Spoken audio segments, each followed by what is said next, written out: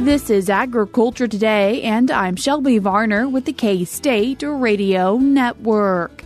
Dan O'Brien, K-State grain economist, kicks off today's show with his grain market outlook. He shares what pre-report estimates are for the upcoming USDA reports. K-State meteorologist Chip Redmond keeps the show rolling with a weather update. He reminds producers of fire weather concerns and what they can do to help mitigate the dangers. Ending the show for today is Brianna Jacobus, Assistant Director of Kansas Ag in the Classroom, to talk about the new Kansas map that has been made to help educators locate resources in their area. That and more is coming up ahead on Agriculture Today.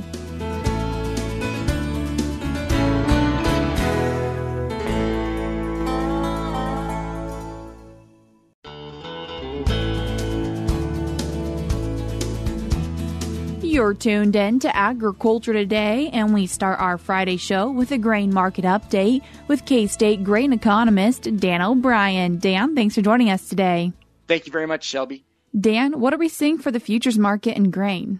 Well, the futures markets are on the one hand are in the midst of harvest, large supply issues. So that's domestically in the U.S., those thoughts predominate. And that leads us basically to Dees 2024 corn priced on yesterday's close at $4.18. It is interesting to look at where Dees futures are a year from now in 2025. They're at 451.5. So I think we're obviously in corn representing large crop expectations.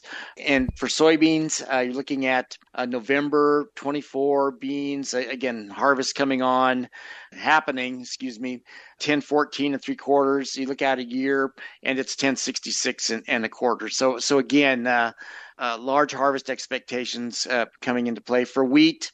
Kansas hard red winter wheat closing on the 10th yesterday at $6.11, actually up. Here in the last few days, we've actually had a little more positiveness on the wheat market than not. And there are several international factors all in play that are coming in play. So that are being considered. So we have harvest occurring right now, but yet in just a few minutes here at the top of the hour at 11 a.m. Central, we'll have the USDA releasing its latest crop production report, and for the United States, then the World Ag Board releases its WASDE report, World Ag Supply and Demand Estimates. So the markets will take those numbers in, digest them, and then react to either bullish or bearish news. And so I think on the one hand, large crops, not much happening. We're waiting to see whatever happens. And of course, there are harvest pressures on all of that.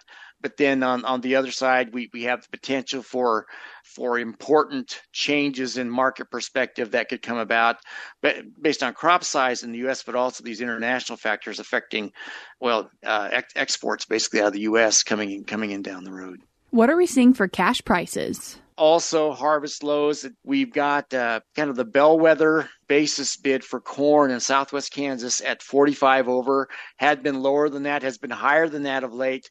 But again, you're in the midst of harvest down there. At least in Western Kansas, I've heard really spotty dryland yields. But we've been taking wet corn off, putting it into feedlots off of irrigation, and have also heard of some much better yields, moderate to better yields in the eastern half to 2/3 of the state. So we'll see where all of that goes. It is noteworthy that here a good amount of talk, a pretty large corn crop coming out of northeast Kansas, and the Topeka cash price, again, kind of a bellwether leading market in that area at $3.73, basis of 46 under, and you're at 45 over, 463 down in Garden City. Colby 434 at 16 over, and mixed elsewhere 403 in Salina, again 15 under. Even money about 418 in Hutchinson. So to some degree, the cash prices at this time of year kind of reflect the supply and demand regionally in these parts of the state. For sorghum, pretty similar pattern. You do see the best sorghum price right now is Hutchinson 408. So that's at 11 under, and here the corn price 418. So really, in the midst of harvest, that's not too bad. You see 404 in Colby, 404 in Salina. for decent prices, and then 388, 398 in Topeka and Garden City, again disparate but still pretty similar prices, and 368 down southeast. Soybeans, again, similar harvest pressures.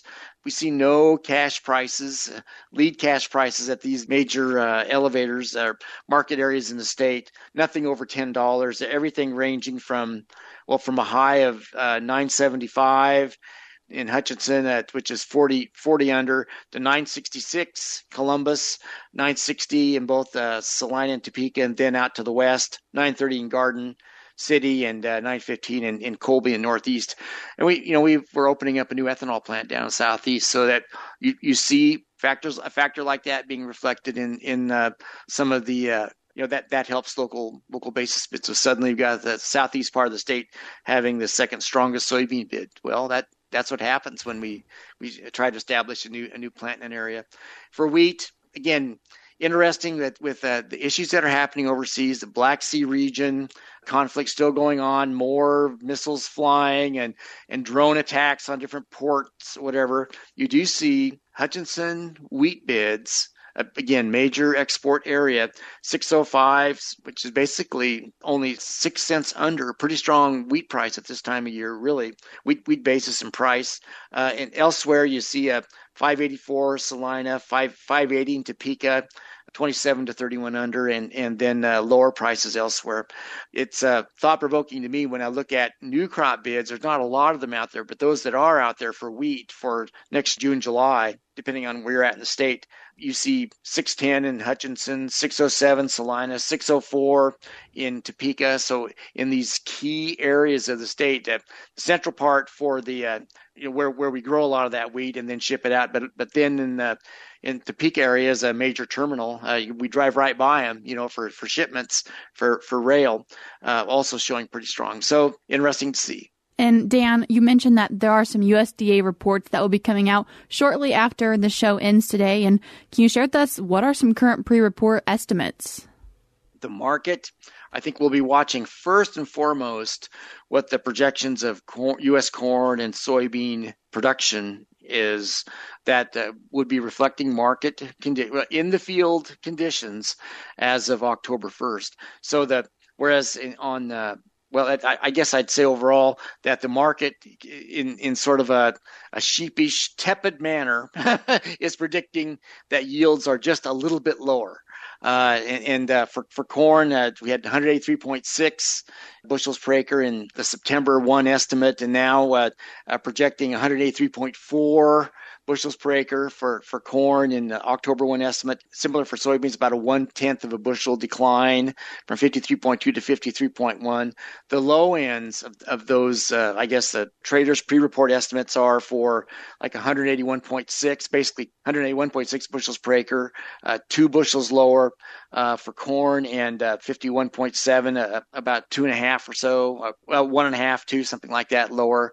And I think the market is still going to have to wrestle with issues in the parts of the Eastern Corn Belt, very southeast, where grain was either not out of the field yet or was in storage, maybe damaged, issues along those lines. We'll have a hard time getting to some of it with road destruction. So all that's in play.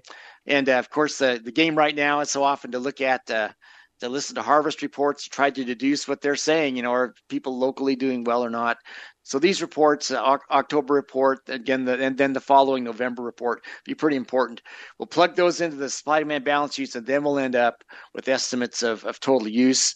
And probably the balance sheet that we watch most closely will be corn. We had about 2.057 billion bushels of ending stocks projected for the 24-25 marketing year in the September report. Well, now we've shaved about 90 million.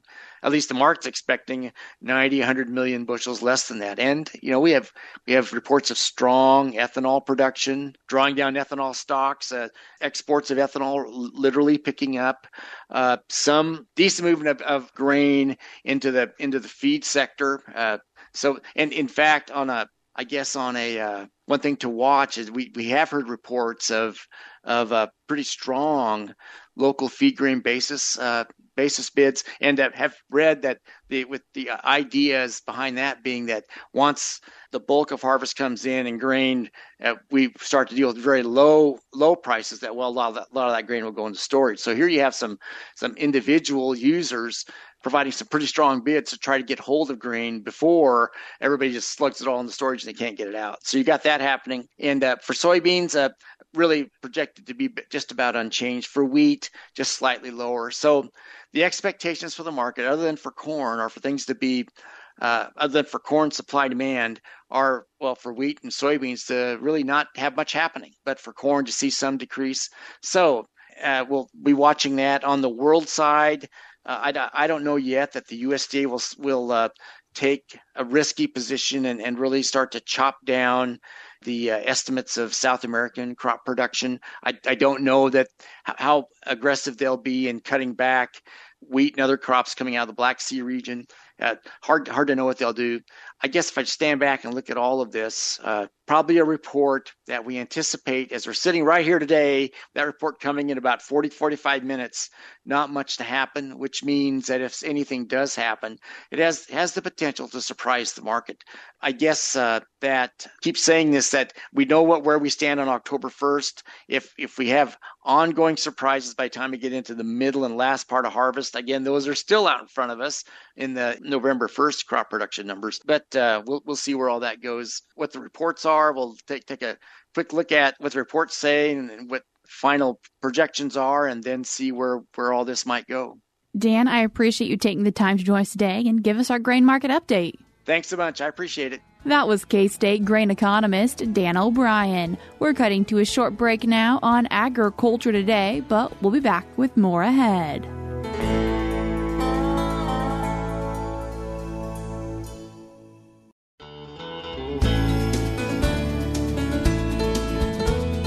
You're tuned in to Agriculture Today, and we continue our Friday show talking about weather and fire with K-State meteorologist Chip Redmond. Chip, thanks for joining us today. Yeah, thanks for having me. Chip, what weather have we seen this past week? It's been dry, very, very dry. And we've had very, very warm temperatures with that dryness. And in fact, last Saturday, we broke some records in the state. They weren't overly impressive records, but upper 90s this time of year is very, very warm, and the warmest some places have ever measured in October. And we got close to 100 degrees in the southwest, and we combine that with 30-mile-an-hour winds, and that just dries things out very, very fast. And we saw humidities in the teens, and just a nasty recipe for just persistent dry, because once we get this dry, we start kind of feedbacking it. It's a negative feedback where we don't get much cloud cover, and we've had a lot of sun as a result of this very dry air that's been in place. And the vegetation, it's taken a toll. Grasses are browning out, and there's been a lot more dust movement. And talking to folks out west, they're harvesting, and they're wondering why it's so hazy at night. It's because all that dust is just sitting in that lower atmosphere at night. So really dry conditions. This isn't crazy dry. When you look at the history, like looking back at September, we were, depending on where you're at, in southwest Kansas, we were middle of the ground for driest September on record, but still warmer than normal. And then you get further north and east where they got less rain. It was about the 10th driest September on record. And so we're just keeping that moving forward with more sun and warm temperatures and dry conditions throughout the last week. As we have seen these dry conditions and people have been out in their fields, concerns for fire?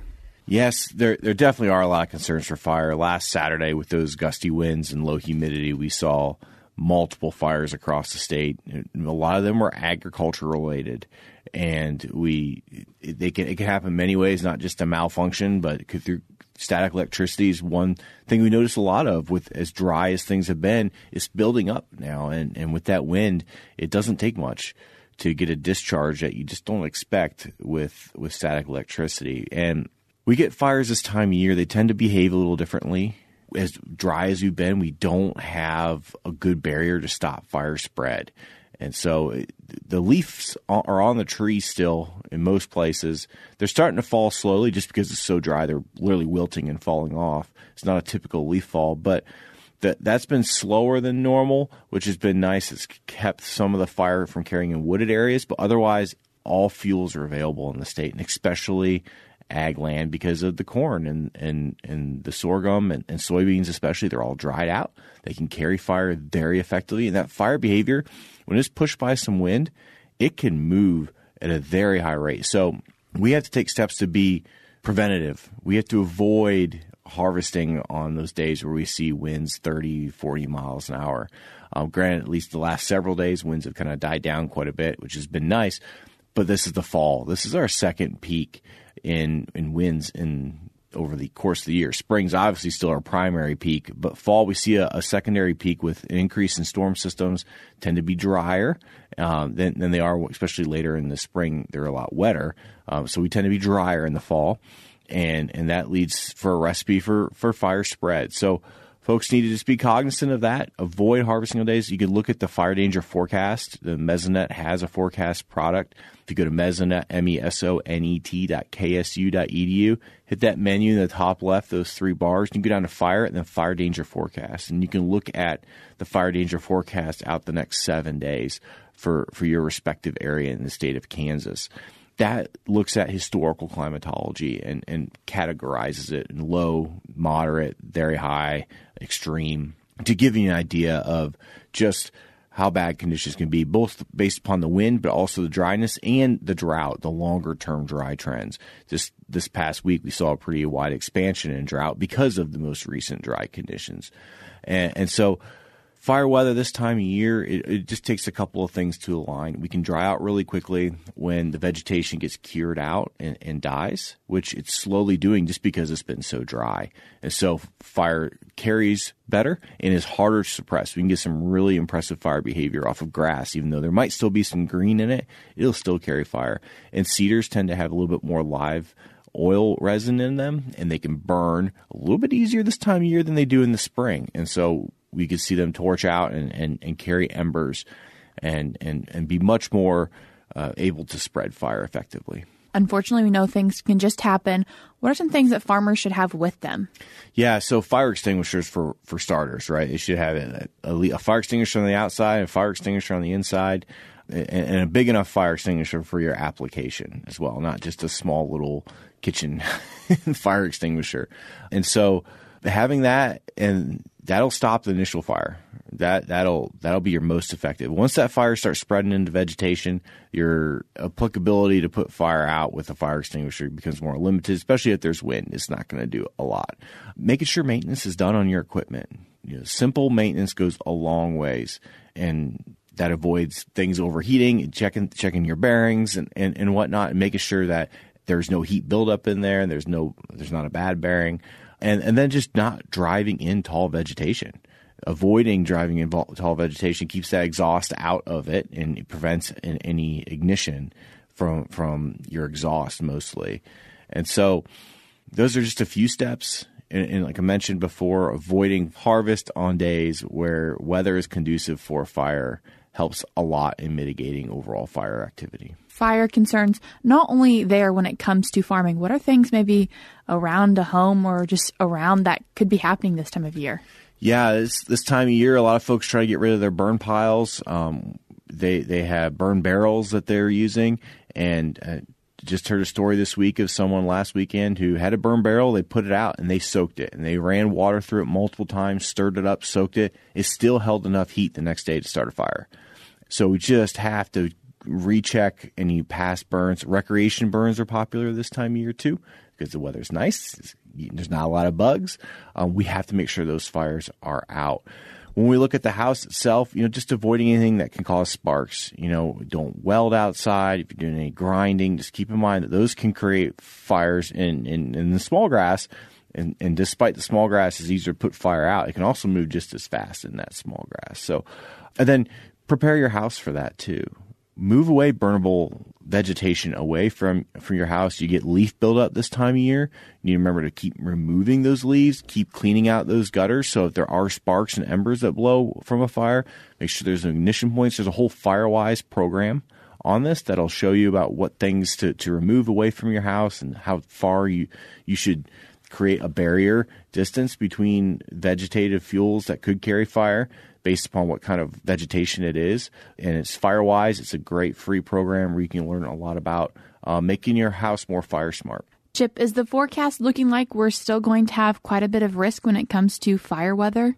Yeah, we're going to keep dry conditions around for at least the next week. We've got a pretty potent cold front. Once again, warm temperatures through the weekend, but we have a pretty potent cold front that's going to come through on Sunday morning, and that's going to drop temperatures early next week. We'll be about 5-6 degrees below normal, and normal this time of year is around that low 70-degree mark, 270. In fact, this week, many places, basically I-70 northward, their average highs drop below 70. So we're cooling off still climatologically. And then with that cool air, we're going to also see maybe the potential for a frost or a freeze event, mostly north of I-70, especially northeast Kansas on both Tuesday and Wednesday morning. I think it'll be pretty limited in coverage. I don't expect everyone to see a widespread freeze, mostly through the valleys and lower elevations.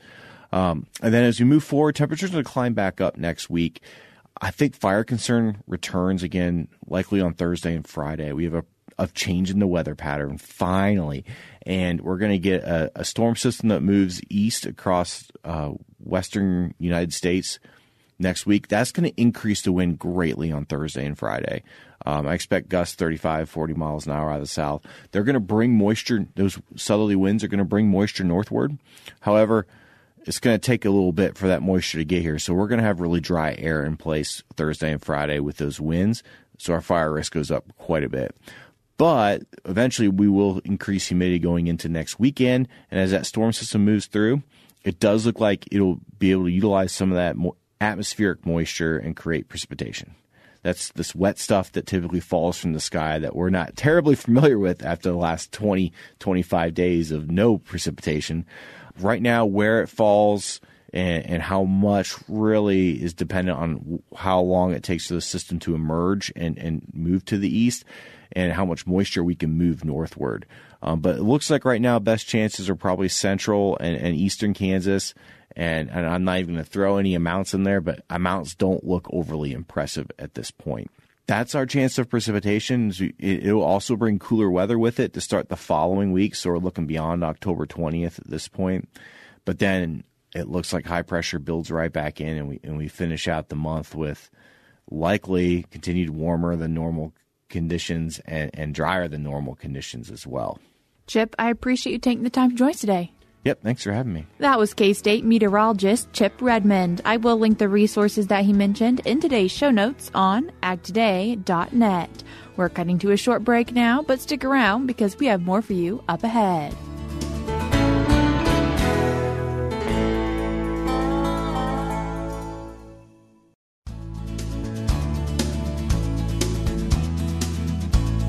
You're tuned in to Agriculture Today, and we conclude our Friday show talking with the Kansas Foundation for Ag in the Classroom Assistant Director, Brianna Jacobus. Brianna, thanks for joining us today. Thanks for having me. Brianna, wanting to talk about an upgrade that you've made to a map for Kansas that people can navigate to on your website. Yes. So this fall, we launched a new map website that you can get to directly from our homepage or from ksagmap.org. And on that website, it's a map of Kansas that includes all 105 counties. How can people use that map? Yeah, so this map we've kind of built as a resource for teachers. We wanted to provide more local resources to educators. So any educator can get on the map, click on their county, and we have listed local agricultural statistics at the very top for each county, and then they can dive deeper if they would like, as well as local resources. So think County Farm Bureau contacts, county extension contacts, FFA chapters, local co-ops, local family farms, and we're always trying to add to it as well. And you mentioned that kind of for educators, but could it be for anyone interested in learning more about agriculture? Of course. We want this to be a resource for anyone that could use it to learn more about agriculture in their area and to learn more about resources that are available for free in their area. Is there another phase to this map that the foundation's working on? Yes, so we're working on phase 2, hopefully in 2025, where we would love to add even more local resources to the map to support teachers and any volunteers that would love to go into the classroom. How could listeners help you with Phase 2?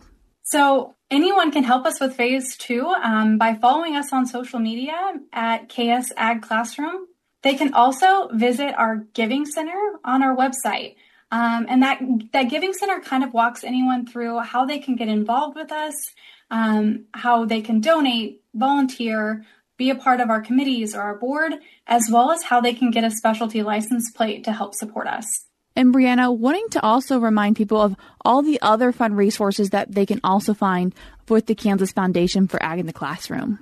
Yes, as we're well into the school year now, we love for teachers to check out our resources. So on our website, teachers can always download free lesson plans, free supporting posters and guides. We even have a volunteer guide now that if a volunteer wants to go into the classroom, there's plenty of volunteer activities that they can take into the classroom that even meet standards. So it would make a teacher very happy. Brianna, just a reminder, can you give us all those ways that people could get in touch or find out more information about the Foundation for Ag in the Classroom in Kansas? Yes, you can always visit our website at ksagclassroom.org. You can check out that map website at ksagmap.org. And you can always find us on social media at KS Ag Classroom. Brianna, I appreciate you taking the time to join us today. Thank you. That was Assistant Director for Kansas Agriculture in the Classroom, Brianna Jacobus, as we discuss the new updated Kansas Agriculture map. You can find this map by going to ksagmap.org. Again, that is ksagmap.org. Or you can also navigate to it by going to the Kansas Agriculture in the Classroom website at ksagclassroom.org. Once again, that's ksagclassroom.org. I will link both of these resources in today's show notes on agtoday.net.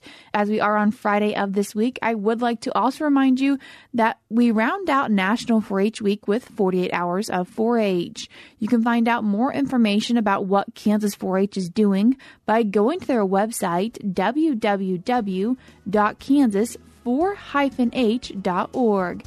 Once again, that is kansas4-h.org. And before we round out today's show, I would just like to remind you that if you missed parts of this episode or other episodes of Agriculture Today, you can always find them by going to agtoday.net or by searching for Agriculture Today on your favorite podcast streaming platform.